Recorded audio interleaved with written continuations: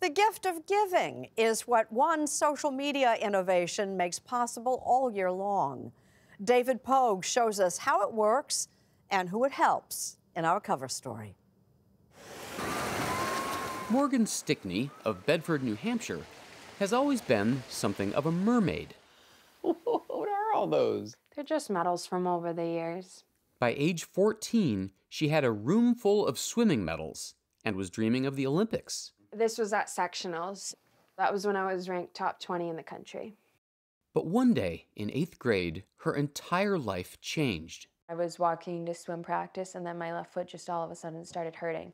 Over the next 6 years, the pain became excruciating. Her doctors at Brigham and Women's Hospital in Boston eventually determined that she had a rare vascular disease and that there was only one sure solution. We did a below-the-knee amputation. Wait, hold on. That seems like a big deal. Yeah, I mean, I was struggling for 6 years. I was on opioids, and my life was kind of just like, there really wasn't much left of it, it felt like. But only 3 months after the surgery, Morgan was back in the pool. She won 2 events in the 2018 Paralympic Games. But then, the disease came back in her right leg. It was amputated in October. Losing my left leg, actually, emotionally, I did really well. It was the next step that I can move on with my life. When this happened with my right leg, I mean, it was devastating for me and my family. You had health insurance going in, right? Mm-hmm. And of course, they paid for all of this.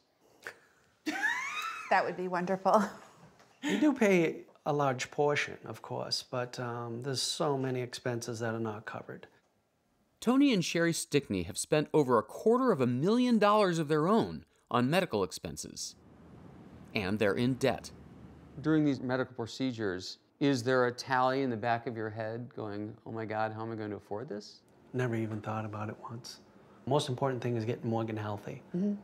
This past September, just before Morgan's second amputation, Sherry's best friend offered to start a GoFundMe campaign.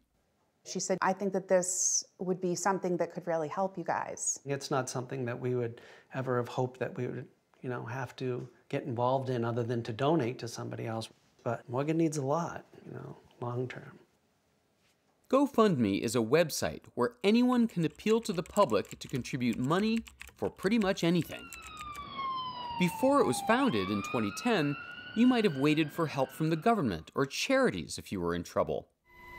But today, people turn to crowdfunding sites like GoFundMe after a natural disaster, or a mass shooting, or when they need money for funeral expenses, for acts of kindness, or for acts of politics, like this one to build a border wall in New Mexico.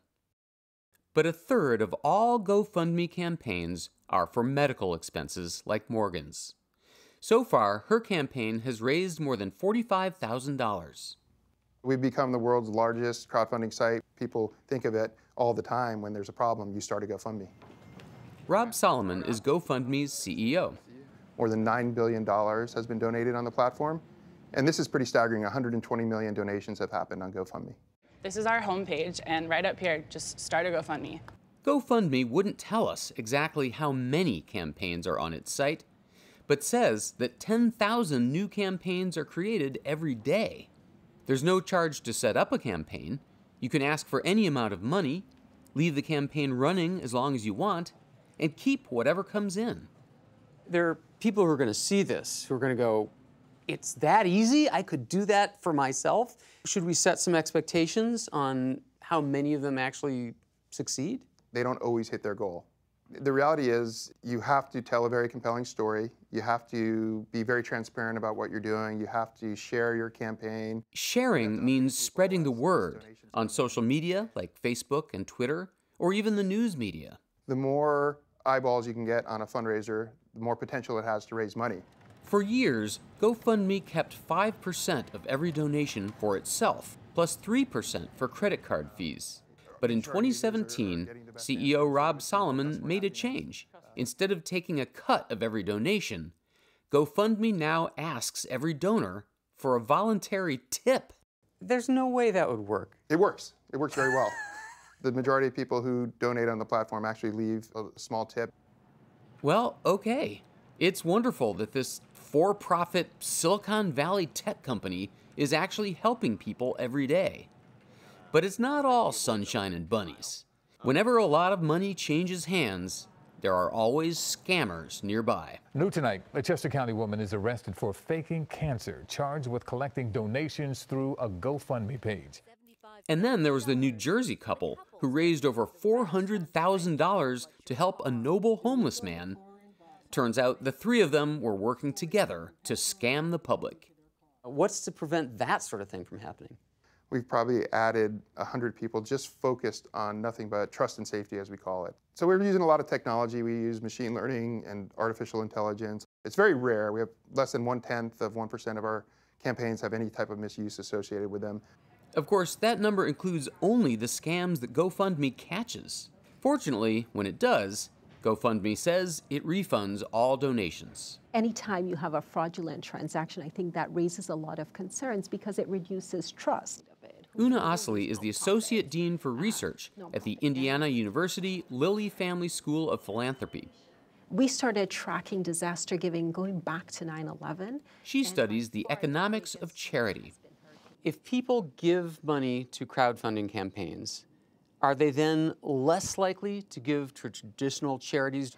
So far, we are not seeing that in the data. Compared to more traditional fundraising campaigns, crowdfunding is still a small slice of the pie. What we are seeing, though, is that crowdfunding is changing and shifting how nonprofits raise money to use social media to tell their stories in a more compelling way.